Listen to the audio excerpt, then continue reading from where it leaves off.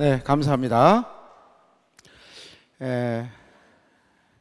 사랑의 삶이라는 첫 번째 주제로 강의를 시작하면서 여러분들과 사랑에 대해서 함께 나눔의 시간을 갖도록 하겠습니다.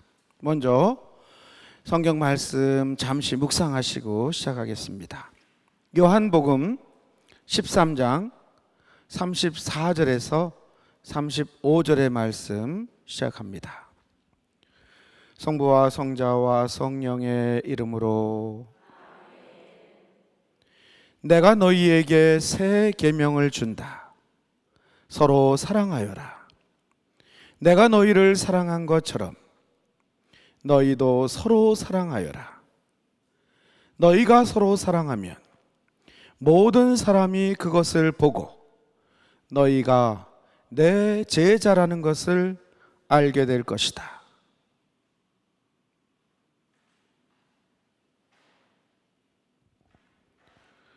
성부와 성자와 성령의 이름으로 아멘. 참 예수님, 물론 지난 한 주간도 잘 지내셨죠?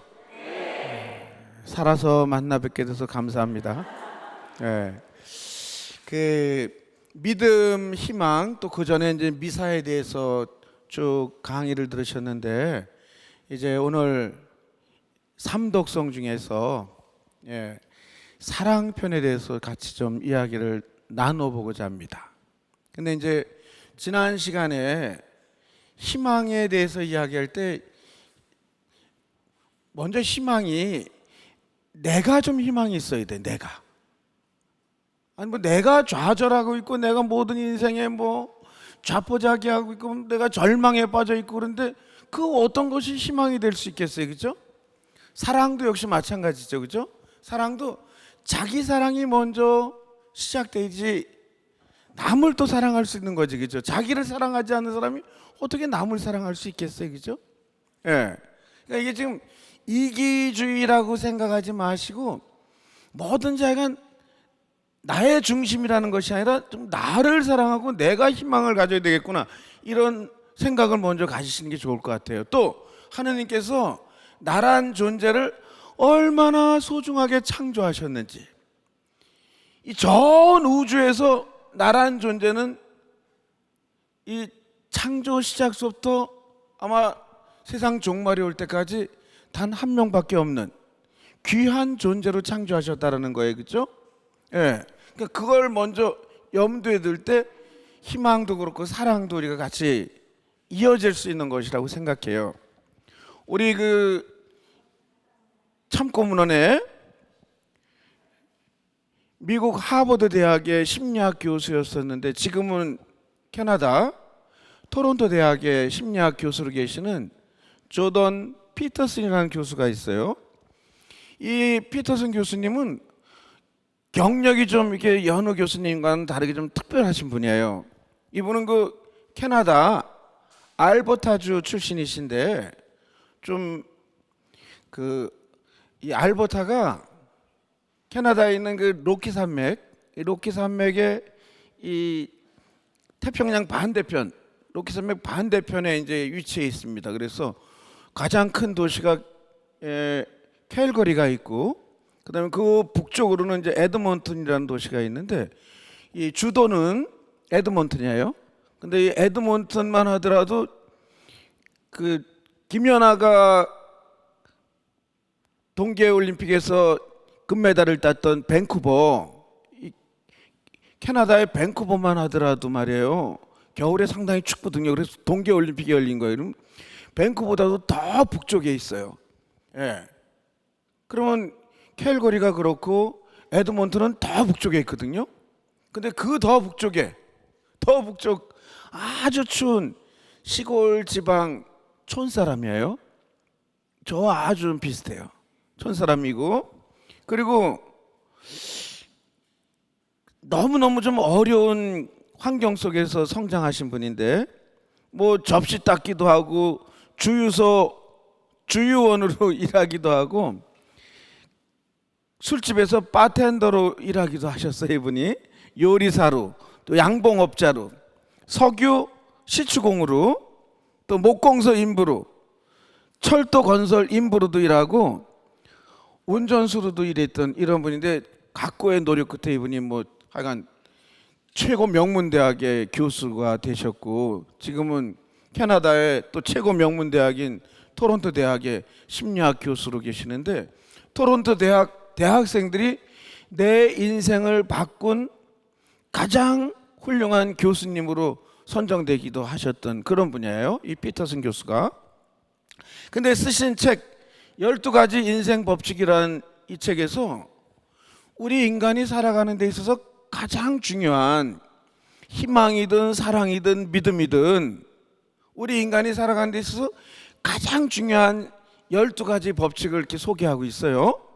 그래서 제가 이 책을 뭐 여기 있습니다만 상당히 이게 두께가 있는 책인데 이 책을 읽으면서 그러면 제1법칙 그러면 우리가 흔히 들었던 이야기처럼 인생에서 가장 중요한 제1법칙 그러면 정직하게 살아라, 근면성실하라, 뭐 아침 인간이 되어라, 뭐 이런 등등 이런 내용이 있을 것 같죠, 그죠? 그런데 제1법칙이 허리를 펴고 똑바로 서라 이거예요. 거의 다 대부분 우리가 생각하는 거하고는 전혀 다른 것이 12가지 법칙이에요. 근데 제1법칙인 허리를 펴고 이제 어깨를 펴고 당당하게 똑바로 서라 이거예요.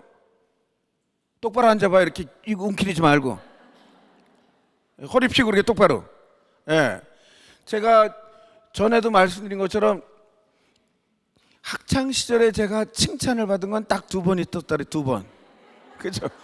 초등학교 3학년 때 국어책 똑바로 들고 있다가 담임 선생님이 배광화를 봐, 배광화를, 이거 한 번, 그죠? 그리고 신학교 3학년 때 성가책 똑바로 들고 있다가, 제가 이 학창 시절에 칭찬받은 그 2가지는 이 허리를 똑바로 펴고 책을 똑바로 들고, 이것 때문에. 여러분들도 칭찬받으려면 허리를 펴세요. 똑바로 앉고. 근데 왜 이게 제1법칙으로 피터슨 교수가 꼽았냐면, 이 심리학을 연구하시는 분들은 우리가 심리학도 그런 걸 연구하나, 그런 걸 가지고 연구에 이 도구로 쓰나, 그런데 그 실험용 쥐 있잖아요. 실험용 쥐를 가지고도 심리학 연구하시는 분들은 실험용 쥐를 연구하기도 해요. 사람에게 이렇게 직접 적용하지 못하니까 쥐에게, 그리고 여러 이제 생물체를 가지고 또 연구에 이용하기도 하는데, 이분이 이 책에서 이야기하는 이 특별한 이제 이 어깨를 펴고 이제 똑바로 서라, 이거는 이 바닥 가재를 이용하시는데, 바닥 가재가 바닷속 심해 깊은 바다 밑바닥에 살아요. 바닥 가재들이. 바닥 가재 알죠? 그 혹시 뭐 랍스터라고 알잖아요, 그죠? 이 바닥 가재들 이렇게 찌개 발이 쫙 있고, 근데 순놈이 자기가 이 안식처를 삼고 있는 곳이 이제 수초가 많은, 풀이 많고 이 외부로부터 이렇게 보호를 받을 수 있는 그런 아주 안락한 자리를 차지하게 된단 말이에요, 순놈이. 근데 그런 좋은 자리를 순놈 바닷가재가 차지하게 다른 순놈 바닷가재들이 놔두질 않고 이제 서로 치열한 영역 다툼을 벌인단 말이에요. 그런데 이게 바닷가재만 아니라 지구상에 있는 모든 동물들은 다 영역 싸움을 하잖아요, 그죠? 개들도, 여러분들 집에서 기르는 개들도 옛날엔 풀어서 기를 때 보면 개들도 막 가다가 전봇대에서 뒷다리 들고 오줌 싸고 막 오줌 싸고 계속 찔끔찔끔 싸잖아요, 오줌을, 그죠? 그게 왜 오줌을 찔끔찔끔 싸? 자기 영역을 표시하는 거잖아요, 그렇죠? 이게 다 영역 싸움이란 말이에요. 모든 동물의 세계. 인간은 안 그런 것 같아요. 인간도 마찬가지예요. 다 영역 싸움이 있는 거예요, 그죠? 국가 간도 다 영역 싸움이지, 결과적으로 보면, 그죠? 바닷가재도 그렇단 말이에요. 그러면 다른 순놈 가재가 와서 그 좋은 자리를 빼앗으려고 그래요. 그러면 빼앗기지 않으려고 정말 영역 싸움을 벌이는데, 뭐 이분은 책에서 5단계의 싸움에 대해서 바닷가재들이 5단계를 거치면서 싸우는 이야기를 쓰고 있어요. 그러면 첫 번째 싸움에서는 찌개발을 딱 들고 그 영역을 미리 차지한 바닷가재가 딱 다른 바닷가재가 왔을 때 이렇게 딱 들고 있는데 여느 바닷가재가 와가지고 이제 뺏으려면 똑같이 딱 써갖고 집게발이 누가 더 큰가 이렇게 막 이런단 말이에요. 폼 잡고. 그런데 좀 왜소한 게 보니까 이게 뭐 안 되겠어 상대가. 그러면 이 왜소한 게 그냥 물러간단 말이에요.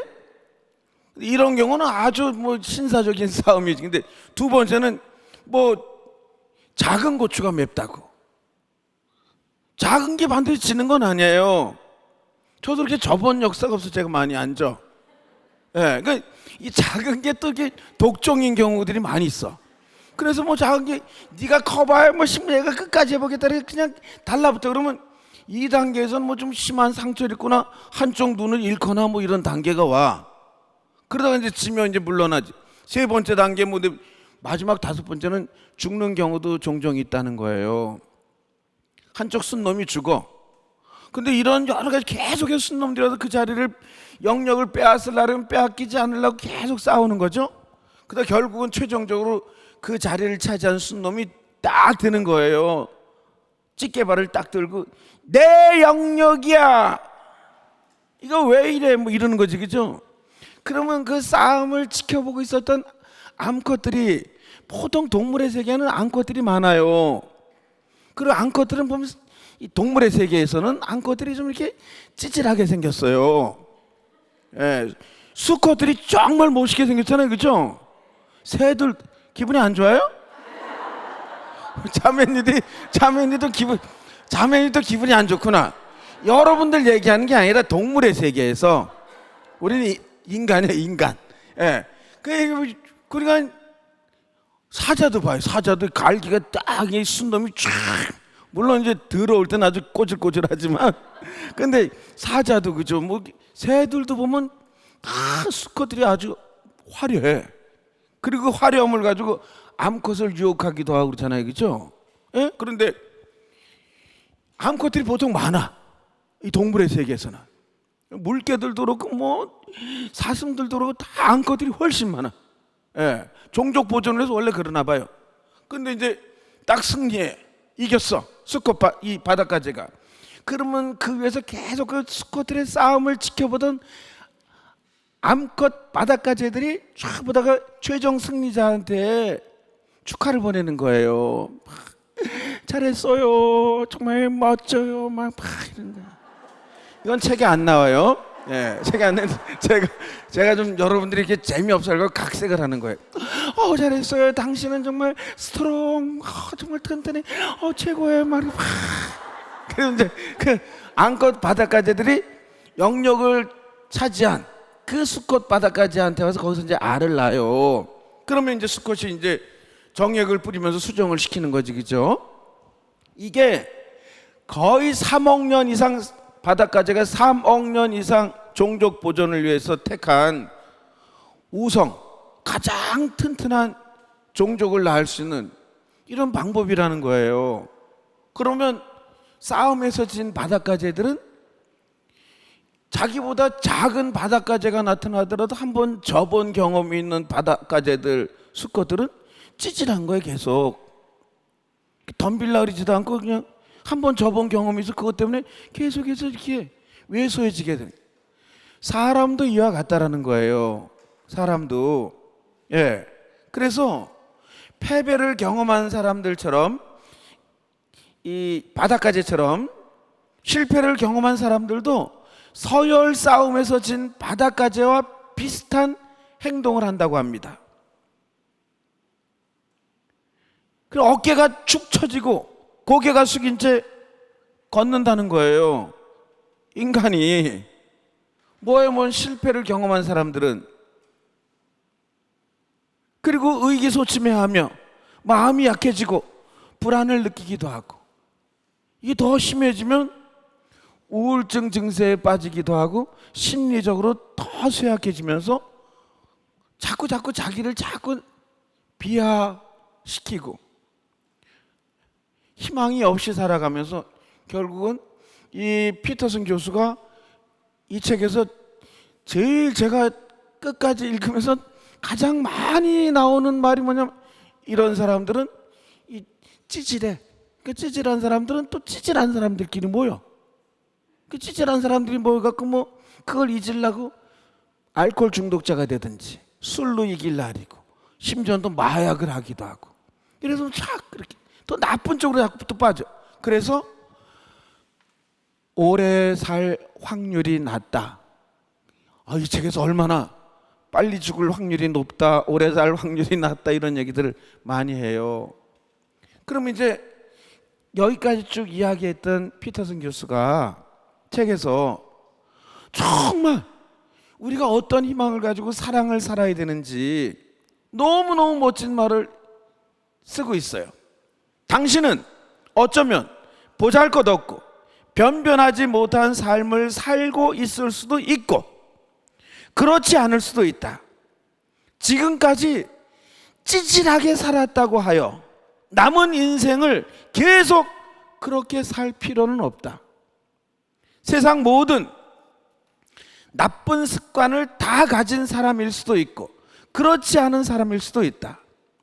나쁜 자세를 타고 났더라도 집에서나 학교에서 구박받고 괴롭힘을 당했다 하더라도 계속 그렇게 살 이유는 없다. 상황은 끊임없이 바뀐다.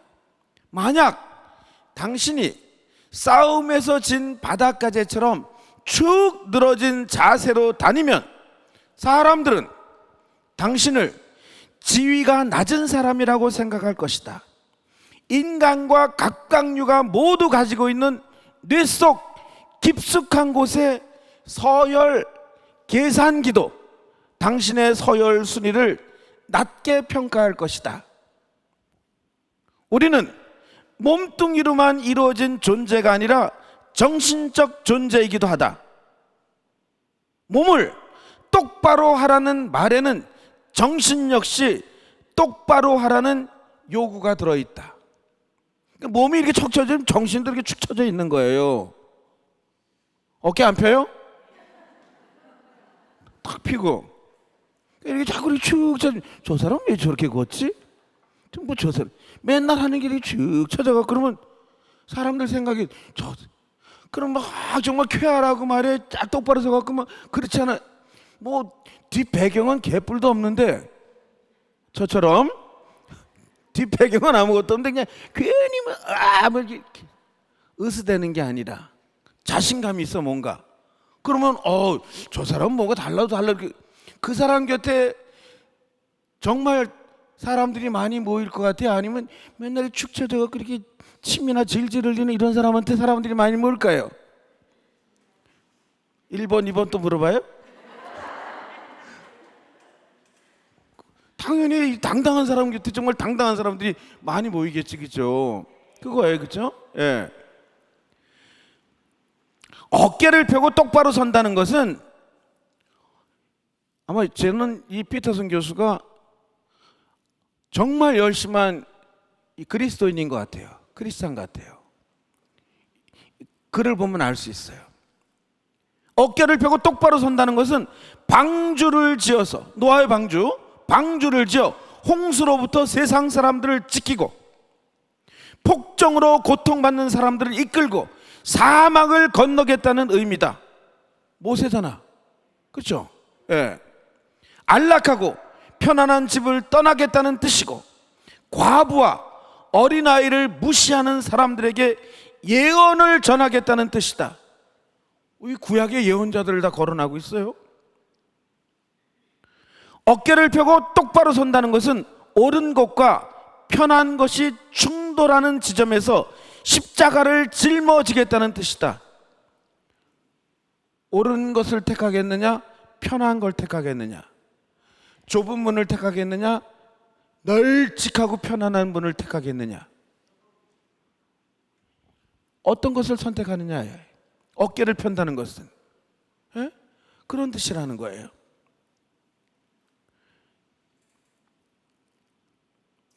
폭압적이고 엄격해서 죽은 것과 다름없는 질서를 원래의 출발점인 혼돈으로 되돌리겠다는 뜻이며, 여러분들 나중에 제가 성경에서도 말씀드리겠지만 바벨탑, 창세기의 바벨탑 이야기, 이 바벨이란 말이 혼란이란 뜻이에요. 그러면 이 바벨탑의 정말 본래의 의미는 말이죠, 말을 다 뒤섞이게 해서 여러 나라 말이 생겼다는 건 아니에요. 이 바벨탑은 바빌론에 있는 탑이에요. 기원전 587년에 이스라엘 민족이 바빌론으로 유배를 가요. 끌려가요. 노예가 돼서. 그러면 세상 모든 제국주의는 다 모든 걸 자기들 뜻대로 획일화시키려래요. 강제로. 가장 중요한 것은 언어의 통일이에요. 언어의 통일. 그래야지만 통치가 가능하잖아요. 그렇죠? 독일이 그랬고 일본이 그랬죠. 일본이 우리나라를 침략했을 때도 다 일본말 써야 돼. 그래야지만 통치가 가능해요. 그렇죠? 다. 그리스가 그랬고 로마가 그랬고 인류 역사상 모든 제국주의자들은 다 언어를 통일하는 거예요. 바빌론도 마찬가지예요.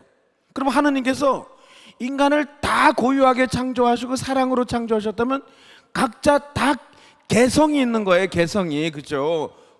고유한 창조성이 있는 거지. 그죠? 그러면 다양성 가운데 일치를 하느님께서는 원하시는 거지, 획일화된 일치를 원하진 않으시죠. 그 강제된 일치는 원하지 않고, 강제된 일치가 이루어질 때 하느님은 하늘에서 차마 그 꼴을 보지 못하고 내려오시는 분이세요. 바벨탑 사건이 그렇단 말이에요. 강제된 획일, 이럴 때 하느님은 참지 못하고 인간 역사에 개입하신단 말이에요. 이게 바벨탑 사건의 이야기예요. 그러면 다시 강제된 획일, 통제된 획일, 이 억압된 이걸 정말 흐트러서 다시금 원래의 혼돈으로 만들겠다는 뜻이다. 어깨를 편다는 것은, 당당하게 살다는 것은 이런 뜻이라는 거예요. 그 결과로 닥치는 불확실함을 견뎌냄으로써 궁극적으로 더 의미 있고 더 생산적이고 더 좋은 질서를 만들겠다는 의지다. 어깨를 펴고 당당히 서라는 것은 그런 의미라는 거예요. 그러면서 이렇게 피터슨 교수는 정말 우리 모두에게 강조하고 있습니다. 싸움에서 승리한 바닷가재를 기억하라. 바닷가재는 3억 5천 년 동안 이어져 온 삶의 지혜를 알고 있다. 똑바로 서라. 가슴을 펴고. 이렇게 쓰고 있어요. 이제 여기서 시작되는 거예요. 하느님께서 우리를 창조하실 때 이렇게 찌질하게 살라고 창조하신 게 아니란 말이에요. 그렇죠? 너무너무 귀한 존재로. 그래서 우리들 뒷 배경은 정말 백그라운드, 내 뒤에 가장 정말 큰 조력자이신 힘이신 분은 하느님이세요. 온 우주를 창조하신 하느님, 나를 창조하신 하느님, 인간의 생과 사를 쥐고 계시는 그 하느님께서 나의 가장 큰 힘이신 분이세요. 근데 그런 분이 내 백으로 뒤에 계시는데 내가 세상 그 어떤 것에 이렇게 짓눌려 갖고 이렇게 계속 이렇게 허리를 펴지 못하고 이렇게 쭉 처져 갖고 사는 것도 이렇게 늘 한숨만 쓰고 말이겠죠. 그 서강대학교 영문과 교수였던 장영희 교수님, 마리아, 이 교수님 장애를 가지시고 이제 뭐 선종하셨지만 돌아가신 분이시지만, 이분 책에 보면은 장영희 교수님이 당신이 예전에 공부할 때 어떤 교수님이 칠판에 뭘 쓰고 계신데 학생 중에 누가 하나가 한숨을 쉬었나 봐요. 한숨을 쉬었나 봐요. 칠판에 뭘 쓰다 말고 그 교수님이 분필을 딱 던지고 학생들을 딱 쳐다보지, 무섭게 쳐다보지. 누구야? 누가 지금 한숨을 쉬었어? 누가? 인생이 말이야, 어? 그렇게 호락호락한 줄 알아? 얼마나 많은 숱한 고난이 있고 막 한참 일장연설을 하시면서 화를 내시더래요. 한숨 쉬면서 살지 말라고. 이기겠다는 정말 각오를 가지고도 이 험난한 세상을 살기 어려운데 누가 한숨을 쉬냐고. 어린 나이에. 어깨 피세요. 우리가 가톨릭이 2000년 유구한 전통을 가진 교회예요, 그죠? 한마디로 뼈대 있는 집안의 종교란 얘기예요, 그죠? 그러니까 이 문어나 오징어처럼 흐느적거리면 뼈대가 있으니까 똑바로 이렇게 쓰라 이거지, 그죠? 그런 생각을 가지고 이제 내가 똑바로 설 수 있을 때 사랑을 실천할 수 있고 사랑을 전할 게 아니겠어요, 그죠? 내가 무슨 흐느적대면서 어떻게 이게 사랑을 올곧게 전할 수 있냐 이거예요, 그죠? 저는 사랑하면 말이죠, 이 두 번째 책에 나와 있는 우리 조병준 시인인데, 이분은 저랑 이제 나이가 같으신데 아직까지 이 홀로 살고 계세요. 전 세계를 이렇게 계속 다니시고 특별히 천주교에서 세례를 받지는 않으셨는데, 이분은 마더 데레사 수녀님을, 성녀 마더 데레사를 살아계실 때부터 너무 이렇게 사랑하고 존경했던 분이에요. 그래서 인도 이 캘커타에 도자지 인도 캘커타에 가고 사랑의 성교회에 정말 이 임종하시는 분들을 모셔놓고 돌보는 그러한 곳에서 계속 봉사하시고 돌아오시고 막 이런 분이세요. 아주 열심한 분이신데, 근데 인도를 이분만큼이나 사랑했던, 지금도 사랑하고 있는, 그리고 인도를 자주 가는 제 동창 신부가 이 인도 캘커타에 가갖고 조병준이라는 분을 이제 만나게 되고 또 뭐 이제 봉사하면서 무려 2년 동안을 캘커타에서 봉사하다가 이렇게 돌아오곤 했었거든요, 제 동창 신부가. 근데 이 책을 제 동창 신부가 선물로 주는 거예요. 예. 그래서 제가 이 책을 쭉 읽는데, 저도 책을 이제 가져왔어요. 제 친구들하고 인사하실래요? 이런 책인데, 예. 이 책에 보면은 성자 안디라고 이렇게 소개하고 있는, 그러니까 인도 캘커타에 마더 데레사 수녀님께서 세우신 사랑의 성교회, 이제 정말 임종자들을 돌보는 집에 전 세계의 젊은이들이 모여서 봉사하는 거예요. 근데 그 사랑의 성교회 수녀님들이 봉사하시는 분들을 위한 숙소를 마련한다거나 뭐 식사를 제공한다거나 이런 건 없어요. 다 자기가 자기 돈 가져가서 방을 어디선가 뭐 게스트하우스라든지 허름한 아파트를 자기가 자기 돈으로 구해가지고 자기가 해먹고 다니면서 봉사활동을 해야 되는 거예요. 뭐 먹을 거 입을 거 숙소 같은 거 제공 안 해요, 거기서는. 예. 그런데 그 사랑의 성교에서 봉사하는 전 세계에 정말 착하고 의로운 이 젊은이들을 소개하는 책이에요. 여러 명을. 그 중에 이제 독일 청년인 안디라는 청년도 이 책 안에 이제 소개하고 있어요. 제가 너무 감동 깊게 읽었던 분이 이제 안디라는 청년인데, 이 안디의 본명은 안드레아스인데 이분은 독일의 명문 대학을 나와가지고 잘 나가는 이 은행의 은행원으로 일하고 있었어요. 이 BMW를 타고 다니면서 정말 아주 멋진 젊은이로 생기기도 잘생겼는데 이렇게 쫙. 근데 이 양반이 어느 해 휴가를 내 가지고 노벨 평화상을 받으신 마더 데레사 수녀님이 계시는 인도 캘커타를 가게 된 거예요. 그래서 거기서 일주일 동안 봉사를 하게 돼요. 근데 여러분들도 이제 뭐 여기 계신 분들은 보통 보면 이게 강의를 열심히 듣는 분들은 본당에서도 또 가정에서도 사회에서도 봉사활동을 많이 하는 분들이에요. 예, 여러분들도 그러시죠? 예, 그럴 줄 알았어요. 예, 열심히 봉사하실 거예요, 여러분들도. 근데 봉사라는 말이 뭐예요? 이 봉사라는 말이 뭐예요? 봉사라는 말은 앞을 보지 못한다는 뜻이에요. 그 심청이 아버지 신봉사가 이름이 아니잖아요, 그죠? 이 앞을 보지 못하시는 분이에요, 그죠? 시력 장애를 가진 분이죠. 근데 이 봉사를 우리는 뭐 봉사한다 이렇게 봉사가 앞을 보지 못한다는 거예요. 근데 이 봉사를 하다 보면 앞을 못 봐. 앞을 못 봐. 자기 앞을 못 봐요. 이 봉사에 정말 그 매료되고 봉사에 빠지다 보면 앞을 못 봐. 그래서 자기 걸 챙기던 것이 다 바뀌는 거예요. 거기에 빠져들게 되면, 그리고 봉사한다는데 봉사하는 것이 아니라 사랑을 실천하다 보면 이 봉사하는 게 아니라 얻는 은총이 너무 많은 거예요. 근데 이 안디라는 청년이 그랬던 것 같아요. 너무 좋아서 일주일을 하면서 자기가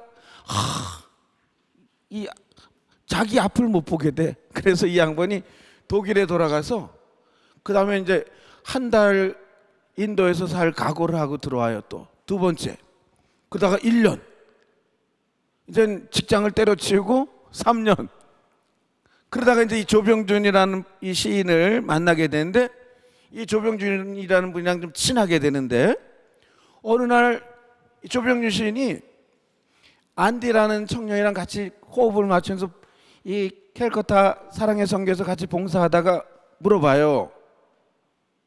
그런데 안디, 자기도 장가를 안 갔으면서, 안디 장가는 안 가? 그러니까 안디가, 나를 봐, 내가 이렇게 지저분한 일들을, 이렇게 더럽고 지저분한 일들을 하는 걸 좋아하는데 어떤 여자가 나한테 시집을 오겠어? 이렇게 대답을 해요. 그러니까 조병준 시인이, 안디, 이 일이, 이 봉사, 이 구질구질한 일, 이 봉사하는 일이 그렇게 좋아? 이렇게 물어요. 왜 이 일이 그렇게 좋아? 그러자 독일 청년 안디가 이렇게 대답합니다. 헤이 준, 책에 나온 그대로 제가 읽어드릴게요. 헤이 준, 조병준, 헤이 준, 그건 아주 간단해. 이 일을 하면 우선 내가 행복하거든. 그리고 내게 조금 도움을 받는 저 아프고 가난한 사람들도 아마 조금은 행복할 거야. 그러면 저 위에서 세상을 보고 계시는 그분께서도 행복해 하시지 않겠어? 이런 대답을 해요. 내가 이 일이 좋은 까닭은 이 일을 하면 우선 내가 행복해.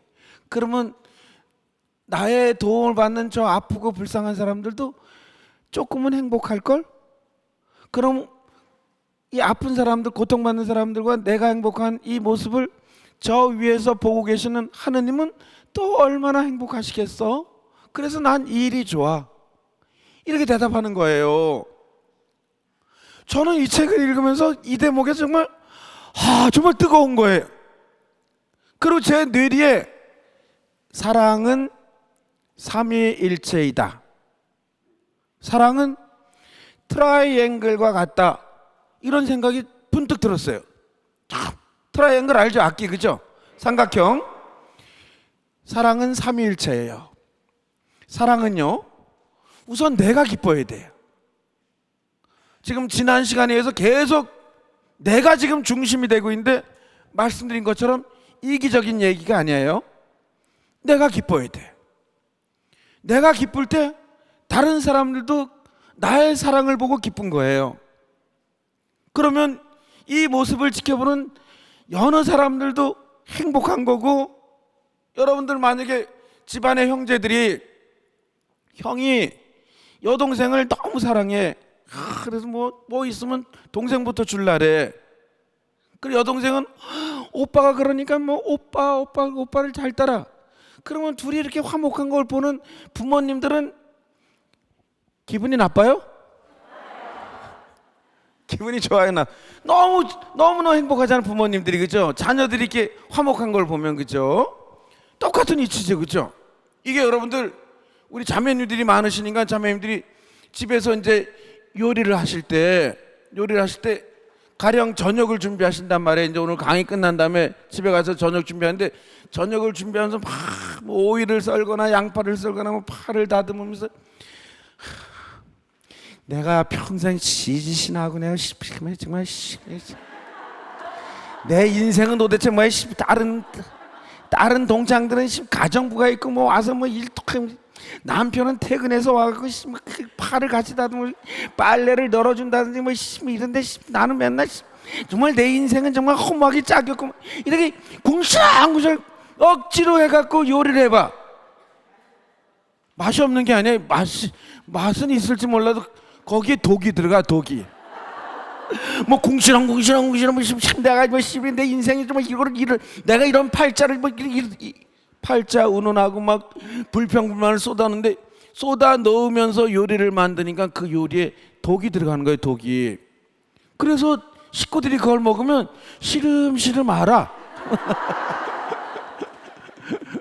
얼굴이 까맣게 타들어갈 때도 있고 막 이래요. 예? 그럼 반대로 막 요리할 때도 막 콧노래를 부르면서 말이에요. 가끔은 침도 좀 떨어뜨려야 돼 요리에. 막 침도 떨어뜨려서 막 기쁘게 이렇게 만든 요리는 거기에 정말 온갖 영양소가 다 들어가는 거예요. 기쁨의 영양, 사랑의 영양소가. 그걸 먹는 가족들은 무슨 뭐 보약 이거 안 먹어도 돼요. 그냥 그거 자체로 그냥 이렇게 환해지는 거죠, 그죠? 생기가 돌고 막 궁시렁궁시렁 대면서 모든 본당에서도 뭐 레저 단원들이 막 성당에 청소하는데 아우 성당에 나와서 내가 이런 청소나 하고 그래서 뭐 이 의자 같은 거 장개들 같은 거 성당 청소 막 하고 뭐 짜증을 내면서 해봐, 그죠? 기쁨으로 하지 않고 사랑으로 하지 않고 억지로 내가 뭐 성당에 나 이런 거나 하려고 나왔나 뭐 그런 사람이 닦은 의자에 앉으면 이 불길한 기운들이 막 올라와갖고 기분이 안 좋아. 에? 성가대도 막 참 성가가 뭐예요? 거룩한 노래잖아. 달리 영가라고도 영가 영혼의 노래인 거야. 영혼의 노래. 그 영혼의 노래를 부르는 사람들이 서로가 뭐 무슨 싸웠어 이렇게 막 기분이 안 좋아 이렇게 막 그래서 그날 주일날 기분이 안 좋은 상태로 성가대가 노래를 불러 성가를. 그러면 그 영감이 전달되겠어요? 영혼의 노래가? 그럼 밑에 있는 사람들도 일반 신자들도 그 노래를 들으면서 막 영적으로 충만한 게 아니라 우울해져. 그 어떤 사람들은 성가책을 막 내던지는 사람도 없어요. 없는데 느낌을 다 받는 거지, 그죠? 그러니까 내가 기뻐해야 되는 거야. 내가. 그런 생각이 들었어요. 사랑은 삼위일체이다. 모든 사람들이, 그죠? 이렇게 시작을 해야 되겠구나. 사랑은. 제가 정말로 제 동창 신부가 1년 봉사하다가 눈이 멀어갖고 한국에 와서 5년 주임 신부님을 하다가 1년 안식년을 얻어서 또 간 거예요. 인도 캘카타에. 안식년 동안에 그 환자들 뭐 이 소대변 묻은 뭐 빨래들 다 하고 뭐 이렇게 하다가 또 1년을 간 거예요. 두 번째 1년을 갈 때는 많이 걱정을 안고 가더라고요. 그래서 내가 반드시 인도에 한번 찾아갈게. 그래서 인도에 갔어, 약속대로. 그리고 마더 데레사 스님이 잠들어 계시는 성녀 마더 데레사 스님이 잠들어 계시는 인도 캘카타 사랑의 성교회 수녀원 작은 경당 제대 왼쪽에 대리석 이 무덤에 이제 잠들어 계세요. 거기서 미사를 드리고 그러는데 제 동창 신부에게 백신부 그 안디를 만날 수 있을까? 그랬더니 아니 안디는 안 나와 이제. 왜? 자기의 소원대로 독일에서 루프트한자 항공사에 투자한 주식이라든지 자기 자동차라든지 있는 재산들을 다 팔아가지고 자기 평생 소원이 다시금 캘커타에 와서 성녀 마더 데레사께서 돌보지 못하는 장애의 아들을 자기가 조그만 건물을 리모델링해서 자기가 돌보면서 인도에 뼈를 묻는 것이 소원이라고 그랬어요. 근데 그 소원을 그대로 실천한 거예요. 평생 혼자 살면서 그래서 자기가 모든 재산을 처분해서 지금 건물 하나를 인수해서 리모델링해서 너무너무 장애가 심한 이 아이들을 데리고 살고 계세요. 그래서 만날 수가 없대. 이제 여기 안 나온다고. 자기가 직접 그 일을 하겠다. 좀 아쉬웠는데 미사 중간에 우리 동장 신부가 독서를 하는데 뒤에 가서 이제 사제들은 앉잖아요. 의자 앉아 있는데 동장 신부가 나를 부르는 거예요. 배신부. 왜? 배신부. 왜? 지금 독서하고 있는 사람이 안디야. 청바지도 입고 하얀 와이셔츠를 소매를 접어가지고 딱 와서 영어로 독서를 하는데요. 제가 이렇게 앉아서 안디구나. 끝난 다음에 동창 신부한테 소개시켜 달라 그랬어요. 안디, 한국에서 온 제 동창 신부인데 안디를 책에서 읽고 너무너무 안디를 만나고 싶어 했어. 그러니까 이 안디 이분이 그때 60이 넘었어요. 지금 이제 70이 넘었을 거예요. 60이 그때 넘으신 이 안디 이분이 아직도 청년이잖아. 이분이 손을 이렇게 가리면서 부끄럽다고. 자기는 별로 한 일도 없는데 조병준이가 자기를 너무 이렇게 부풀려서 책에다 써가지고 가끔 한국 사람들이 자기를 보면 안디 근데 너무 창피하다고 소년처럼 그렇게 모습을 보이더라고요. 그래서 제가 안디를 만났어요. 사제인 제가 더 부끄러웠던 시간이었습니다. 사랑의 근원은 무엇일까? 우리는 하느님 사랑으로부터 이 세상에 존재되어 온 인간들입니다. 하느님의 사랑은 이렇다고 요한이 자신의 첫째 편지에서 우리에게 가르쳐주고 있어요. 요한의 첫째 편지 4장 8절부터 11절에 보면 사랑하지 않는 사람은 하느님을 알지 못합니다. 하느님은 사랑이시기 때문입니다. 하느님의 사랑은 우리에게 이렇게 나타났습니다. 곧 하느님께서 당신의 외아드님을 세상에 보내시어 우리가 그분을 통하여 살게 해 주셨습니다. 그 사랑은 이렇습니다. 우리가 하느님을 사랑한 것이 아니라 그분께서 우리를 사랑하시어 당신의 아드님을 우리 죄를 위한 속죄 제물로 보내주신 것입니다. 사랑하는 여러분, 하느님께서 우리를 이렇게 사랑하셨으니 우리도 서로 사랑해야 합니다. 아주 정확히 가르치셨죠. 그죠? 우리가 먼저 하느님을 사랑한 것이 아니라 하느님께서 우리를 먼저 사랑하셨다는 거예요.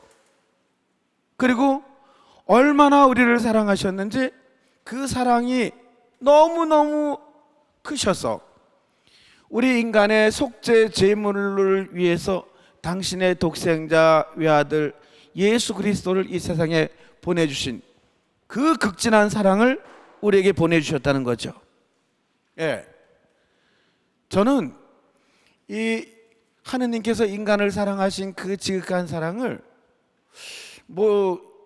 신학교에서도 그렇고 사제생활하면서도 여러 다양한 서적을 통해서 또 사건들을 통해서 이렇게 느끼고 체험한 바 있지만 여러분에게 정말 소개시켜드리고 싶은 것이 2011년 개봉한 영화인데 미국의 피터 위어 감독의 영화 웨이백이라고 하는 영화가 있었습니다.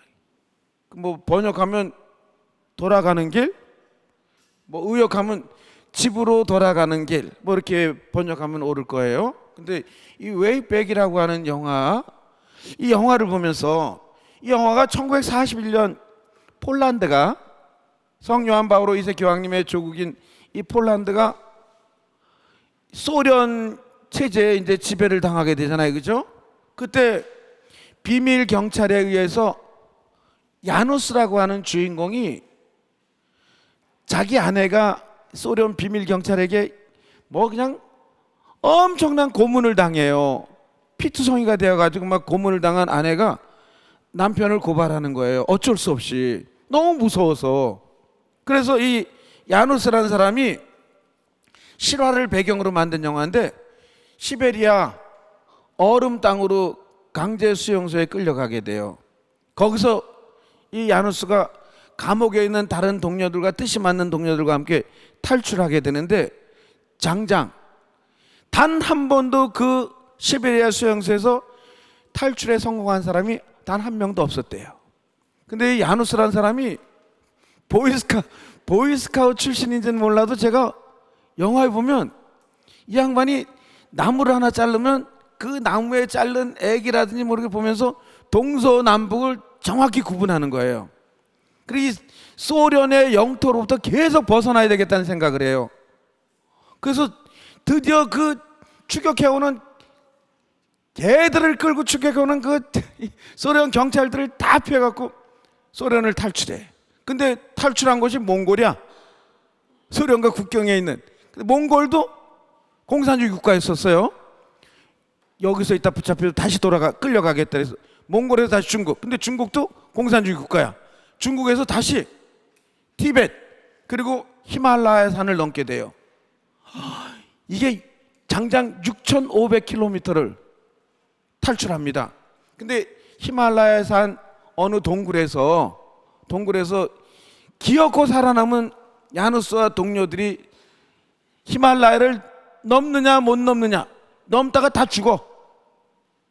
그때 동굴 속에서 대화를 나누는데 동료들이 물어요, 야누스에게. 왜 그렇게 기어코 탈출하려고, 왜 기어코 집으로 돌아가려고 하느냐.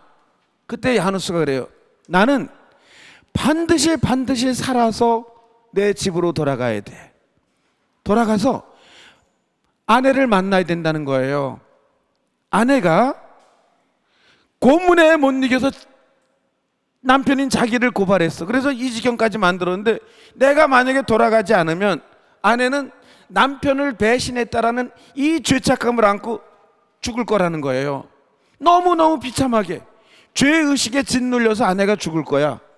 그래서 나는 반드시 살아서 내 아내에게로 돌아가서 아내를 끌어안고, 당신 탓이 아니야, 당신에겐 잘못이 없어, 그놈들이 잘못한 거지, 당신은 죄가 없어 라고 내 입으로 아내를 용서해 줘야지 아내가 다시 살 수 있을 거야. 그래서 난 반드시 살아서 돌아가야 해, 이러는 거예요. 그리고 기어코 이 주인공 야누스는 히말라야를 넘어서 인도까지 가요. 그리고 마지막 인도에서 오랜 세월을 있다가 폴란드가 해방되었을 때 조국으로 돌아갑니다. 집 앞까지 다 도착한 야누스가 아내와 늘 약속했던 집 문 앞에 있는 돌이 있어요. 그 돌을 이렇게 들으면 열쇠가 있어요. 그 열쇠를 꺼내서 문을 딱딱하고 열어요. 집안에 아내가, 백발이 된 할머니가 된 아내가 이렇게 뜨개질을 하고 있어요. 또 백발이 된 남편 야누스가 문을 따고 들어가요. 아내가 문이 열리는 소리를 듣고 직감적으로 남편이라는 사실을 알아요. 돌아보는데 남편이야. 둘이, 마지막 장면이에요. 둘이 아무런 대화를 하지 않고 그냥 쳐다봐. 아내는 눈물만 저러르 흐르고, 그리고 남편이 아내를 가슴에 품어 안고 꼭 안아줍니다. 말이 필요 없어요. 아내를 용서하기 위해서 그 죽음의 길을 걸으셨던 남편 야누스, 인간의 죄를, 태초에 아담과 하와가 지었던 그 죄를 용서하기 위해서 그 먼 세월, 먼 길을 우리 인간에게 오신 하느님의 사랑, 그 사랑에서 사랑이 시작된다는 거예요. 더 구체적인 사랑의 이야기는 다음 시간에, 또 다음 시간에 여러분과 함께 더 깊은 사랑의 이야기를 함께 나눠보도록 하겠습니다. 마친 기도 영광송으로 바치겠습니다. 성부와 성자와 성령의 이름으로 아멘. 영광이 성부와 성자와 성령께, 성부와 성자와 성령의 이름으로 아멘. 감사합니다.